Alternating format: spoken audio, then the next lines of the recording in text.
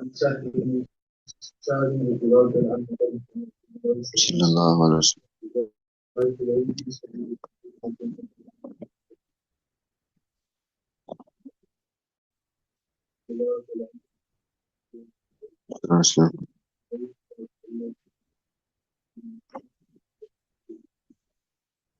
بسم الله الرحمن الرحيم. وعن سهل بن سعد قال قال رسول الله صلى الله عليه وسلم رباط يوم في سبيل الله خير من الدنيا وما عليها متفق عليه.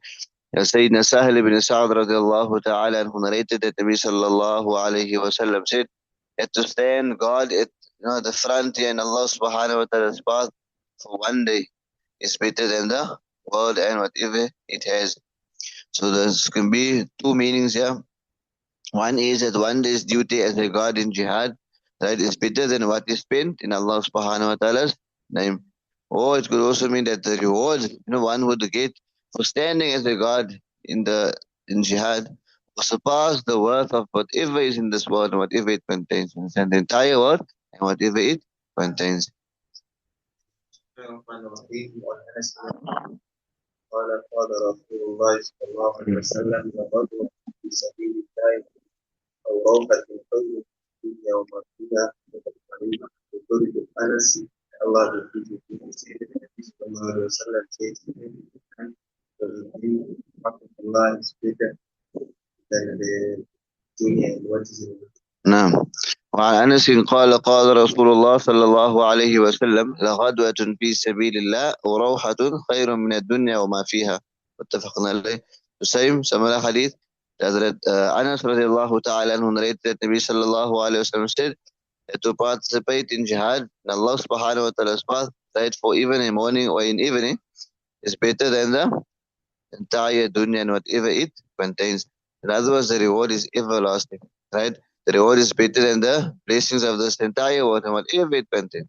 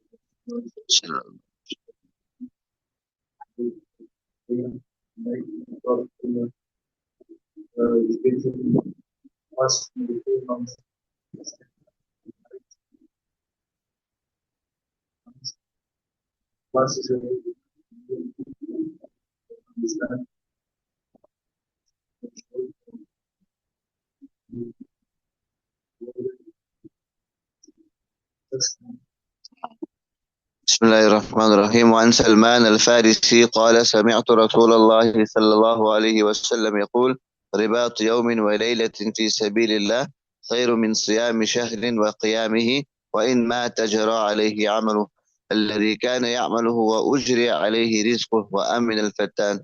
رواه مسلم. Sayyidina Salman al-Farsi radiallahu ta'ala anhu narrated that he heard Nabi sallallahu alayhi wa sallam say that to guard the frontier of a day and a night in Allah subhanahu wa ta'ala's path is better than fasting for 1 month and also better than standing during its night in worship. So if he dies and passes away while performing this duty, then he will get rewarded for the deeds that he had been doing. That he will be provided with sustenance of his food and his drink of Jannah, and he will be safe. Neither from the trial of mischief of the shaitan or the Dajjal or the trial of the angels of punishment in the grave. And that is the virtue and the rank of standing God in the path of Allah subhanahu wa ta'ala.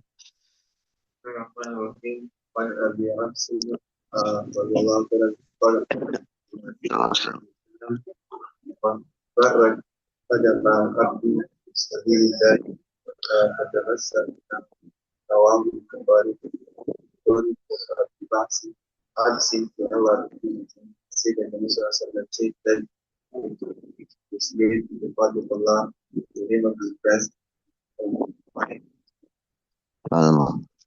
عن عبس قال قال رسول الله صلى الله عليه وسلم أخبرت قدم عبد في سبيل الله فتمسه النار. رواه البخاري. And Sayyidina Abu Abs narrated that Nabi sallallahu alayhi wa sallam said, if a man's feet become dusty in Allah subhanahu wa ta'ala's path, then the fire of Jahannam will not touch him.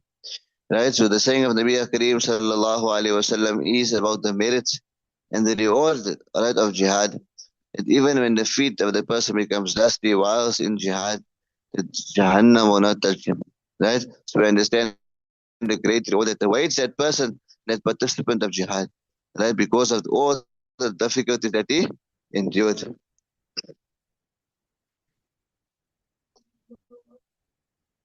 وعن أن رسول الله صلى صلى الله الله عليه وسلم. عليه وسلم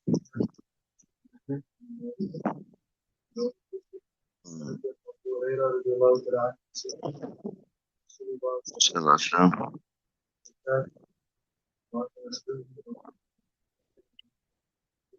نعم.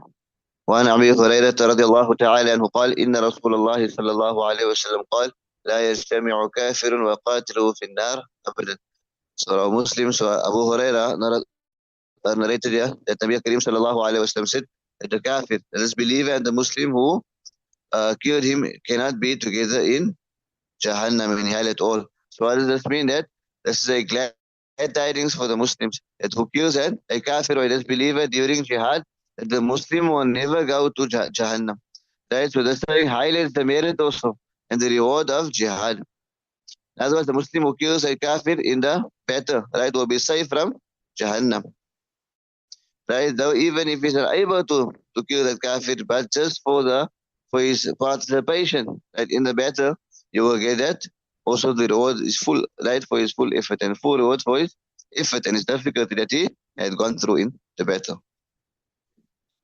بسم الله الرحمن الرحيم. وعن رضي الله عنه قال قال رسول الله صلى الله عليه وسلم خير معاش الناس لا تموتهم تمسك على فرسه في سبيل الله كلما سمع هيئة أو فزعة وهو يضرب Abu Hurairah bin Allah say that this is from the best of the living people. For them is the man who wants them to meet the range of his wants in the path of Allah, flying on his back by the ears, trying to go far away, flying on it, يبدأ القتل والموت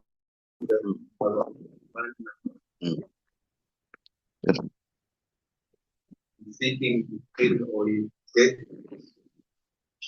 أو في غنيمة شعب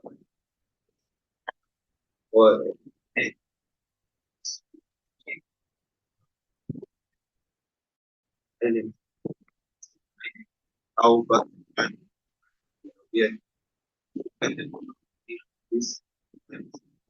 الصلاة والجهاد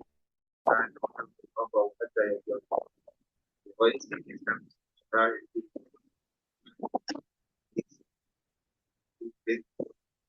ليس من الناس إلا خير people except بسم الله الرحمن الرحيم. وعنه قال قال رسول الله صلى الله عليه وسلم من خير معاش الناس لهم رجل ممسك عنان فرسه في سبيل الله يطير على متنه كلما سمع هيئة أو فزعة طار عليه يبتغي القتل أو الموت مضانه أو رجل في غنيمة في رأس شعفة من هذه الشعف أو بطن واد من هذه الأودية يقيم الصلاة ويؤتي الزكاة ويعبد ربه حتى يأتيه اليقين ليس من الناس إلا في خير. رواه مسلم. Abu Hurairah radiallahu ta'ala anhu narrated that Nabi sallallahu alayhi wa sallam said that khayru ma'ash nas, the best kind of human life is of a man who holds the reins of his horse, right, in Allah subhanahu wa ta'ala's path, and he sprints on its back, heading towards the places from where he hears frightening shouts or cry for yelping and expecting to be killed, or looking for places where death is possible to occur. Or the best kind of life is of a man with some sheep on a peak of one of these mountains, or down one of the valleys, standing in salah and paying the zakah, is the annual due charity when the sheep are enough for zakah. Worshipping is Allah, his Lord, right? Death comes to him.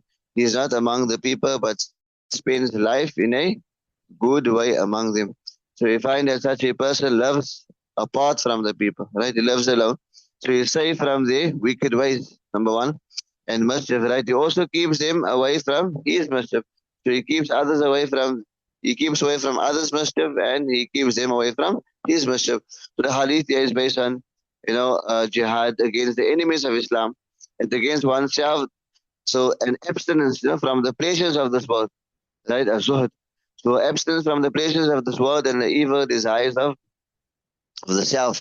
So if a person loves among people to further, religion, to gain access to extra religion, then obviously in this case it will be better for him to be amongst. So we look at in terms of solitude, being alone, and in terms of intermingling or mingling with others.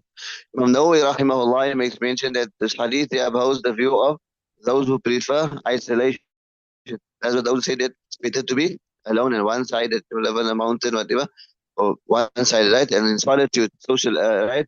To socialize more than mingling, intermingling. So according to Shafi'i rahimahullah, his opinion is that most of the ulama, they say that it's better to live among people, right? It's better to live among people with them, obviously provided there is hope of being safe from the mischief, right? And the corruption, obviously. And that's also we find that many, or it's proven that many, even from the time Tibi also mentioned, that even, the strongest of evidence of this here is that from the time of Sahaba, the Tabi'een, the Ulama, the Mashayikh, all the people from that time, isn't? Where would we find them? That they spend their lives among the people in this world, right? Without secluding themselves from them. So they continue to derive that religious benefit, from them. Like we said, you have the benefit of performing salah with Jum'ah, etc. because you're among the people, and obviously acquire deen through that particular way. However, like we said, there are others that have the opinion that it is better to be in seclusion and make your ibadat and devote yourself to Allah subhanahu wa ta'ala.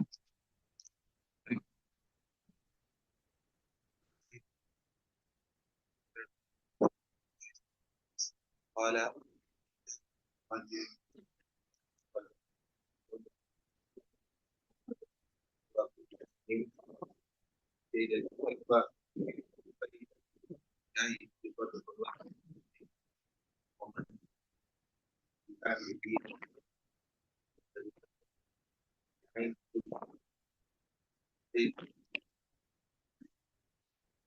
بسم الله الرحمن الرحيم. وعن زيد بن خالد أن رسول الله صلى الله عليه وسلم قال: من جهز غازيا في سبيل الله فقد غزا، ومن خلف غازيا في أهله فقد غزا. متفق عليه. Sayyidina Zayd ibn Khalid radiallahu ta'ala anhu narrated that the Nabi sallallahu alayhi wa sallam said that he who equips a warrior in the path of Allah subhanahu wa ta'ala has taken part in jihad. And those also, he, right, is bracketed among the warriors and he also gets a full reward, right, for that also. And he repents a warrior and looking after his family, represents, and he represents his family, right, of the warrior. In other words, he looks after them, and when the person says so, has taken also part in jihad. So part and parcel of that, make it easy for the person to move out the path of Allah, right? And he helping him in that particular way. So one also gets the reward, and also the one that speaks and encourages also. It's not dalu al khairi kafa'il. The one also that it points out and encourages others also to go out the path of Allah subhanahu wa ta'ala, also gets the reward. Right? So Allah subhanahu wa ta'ala understanding. Put it down. Stop.